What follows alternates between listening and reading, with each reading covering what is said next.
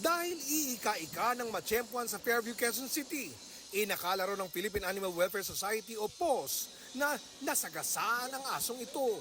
Pero nang suriin, Nung pag-ikot to check kung ano yung injury niya, kung may pilay, kasi nung hinawakan, doon namin nakita nung dinidilaan niya na lapnos yung balat niya sa paws niya.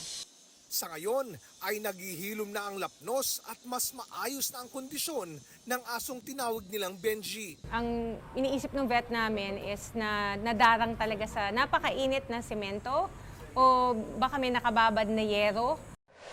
Delikado rin sa buong katawan ng matinding init ng panahon. Wala silang capability sa body nila na magpawis, hindi katulad natin. Mas madali silang mag-suffer from heat stroke. Plus yung body temperature nila is usually warmer than sa mga tao.